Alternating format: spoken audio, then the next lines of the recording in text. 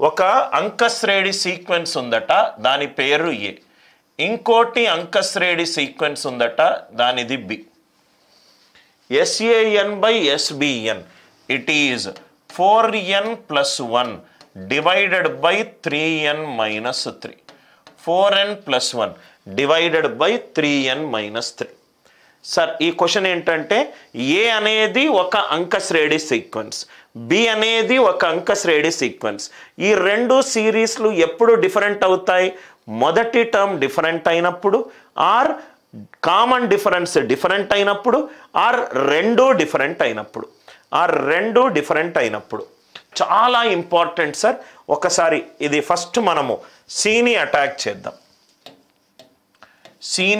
చేద్దాం. ఏమన్నాడు సార్? ఏ అనే ఒక అంకశ్రేణి సీక్వెన్స్ ఉంది, బి అనే ఒక అంకశ్రేణి సీక్వెన్స్ ఉంది. పైనున్న అంకశ్రేణి n టర్మ్స్ యొక్క మొత్తము, కిందున్న బి అనే అంకశ్రేణి యొక్క n టర్మ్స్ మొత్తము, దాని యొక్క నిష్పత్తి ఏంటి? 4n plus 1 by 3n minus 3.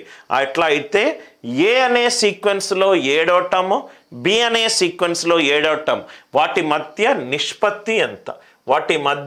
నిష్పత్తి ఎంత? మెథడ్ 1. వాటి మధ్య నిష్పత్తి ఎంత? మెథడ్ 1.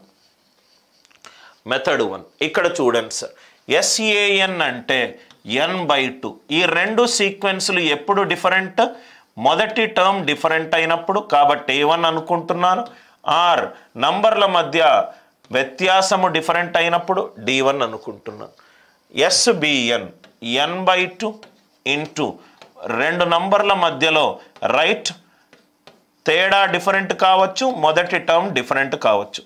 ఏ అనేది వేరే సీక్వెన్స్, బి అనేది వేరే సీక్వెన్స్. n/2 క్యాన్సిల్ అయింది. దీన్ని ఇక్కడ నాకు లెఫ్ట్ హ్యాండ్ సైడ్ n-1 రూపంలో కనబడుతుంది. కాబట్టి దీన్ని కొంచెం n-1 ఇంటూ 4గా రాసుకుంటా. 4n - 4. ఇక్కడేమో 5 ఒకటి ఉంది కాబట్టి 5 ప్లస్ రాసుకుంటా. 4 into n 4n. 5 - 4 ఎంత? 1. ఇదేమో n-1 ఇంటూ 3 రాసుకుంటా. 3n - 3. ఇదేమో 0. ఎందుకు సార్ ఇలా రాసుకుంటున్నారు? నాకు కావాల్సింది nth టర్మ్ కన్నా. nth టర్మ్ అంటే a plus n-1 into d ఫాములో ఉండాలి. n-1 ఇంటూ d ఫాములో ఉండాలి. a plus n-1 into d మొత్తాన్ని 2 తోటి డివైడ్ చేస్తా.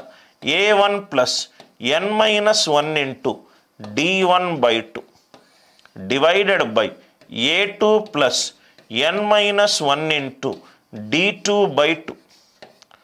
It is equivalent to 5 plus n-1 into 4. 0 plus n-1 into 3. చక్కగా కంపేర్ చేసుకుంటే మనకు ఏ వాల్యూలు వస్తాయి సార్? a1 5 వచ్చింది,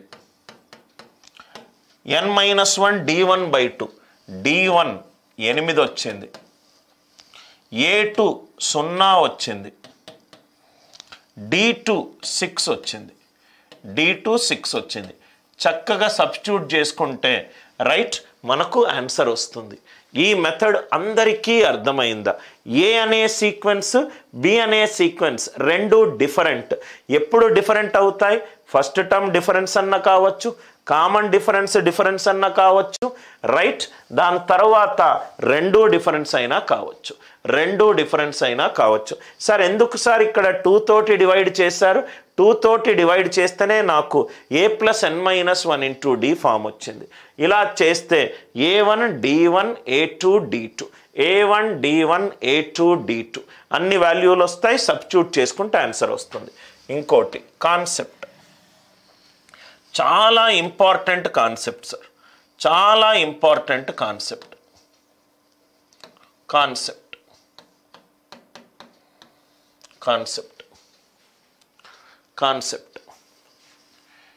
SAN by SBN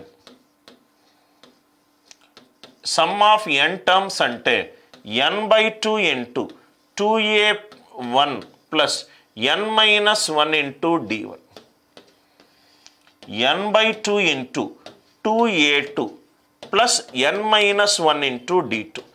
n/2 n/2 రెండు రిమూవ్ అవుతాయి, ఎందుకంటే రెండు సేమ్ టర్మ్ 7 7. ఇక్కడ రైట్ హ్యాండ్ సైడ్లో n బదులు 2n-1 పెట్టుకుంటున్నాను. Replace n/2n-1 in right hand side పెట్టుకుంటే ఏమవుతుంది చూద్దాం. SAN/SBN is 2a1 plus n బదులు 2n-1 పెట్టుకుంటే 2n-1 -1 2n-2 into d1 divided by 2a2 plus 2n-2 into d2. 2 common తీస్తే ఇది ఎంత సార్? TAN/TBN. చాలా important concept sir, very very important concept. Some of n terms నిష్పత్తి ఇచ్చి nth term నిష్పత్తి అడిగాడు అనుకోండి, రైట్? ఏం చెయ్యాలి? రైట్ హ్యాండ్ సైడ్లో n బదులు 2n-1 పెట్టుకోవాలి. రైట్ హ్యాండ్ సైడ్లో n బదులు 2n-1 పెట్టుకోవాలి. రైట్ హ్యాండ్ సైడ్లో n బదులు 2n-1 పెట్టుకుంటే ఈజీగా ఆన్సర్ వస్తుంది. 2n-1 సింగిల్ స్టెప్ ఆన్సర్ ఏంటంటే SAN/SBN. ఎంత ఇచ్చాడు? 4n+1/3n-3. రైట్ హ్యాండ్ సైడ్లో n బదులు 2n-1 పెట్టుకోండి. 4 into 2n-1 plus 1 3 into 2n-1 -3 అంటే 8n-3 6n-6.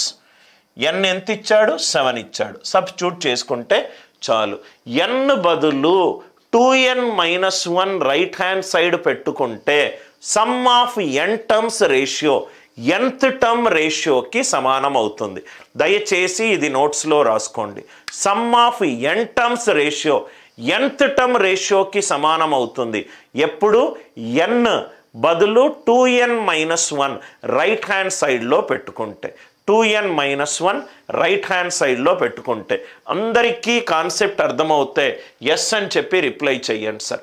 ఇదేమో మెథడ్ ఒకటేమో A1 కనుక్కుంటున్నాము, D1 కనుక్కుంటున్నాము, A2 కనుక్కుంటున్నాము, D2 కనుక్కుంటున్నాము. A1 D1 A2 D2 కనుక్కోకుండా డైరెక్ట్గా ఆన్సర్ రావాలి అనంటే మనకు రైట్ హ్యాండ్ సైడ్లో n బదులు 2n-1 పెట్టుకుంటే చాలు. n ఎక్కడిచ్చినా కూడా 2n-1 పెట్టుకుంటే చాలు. I hope it is clear.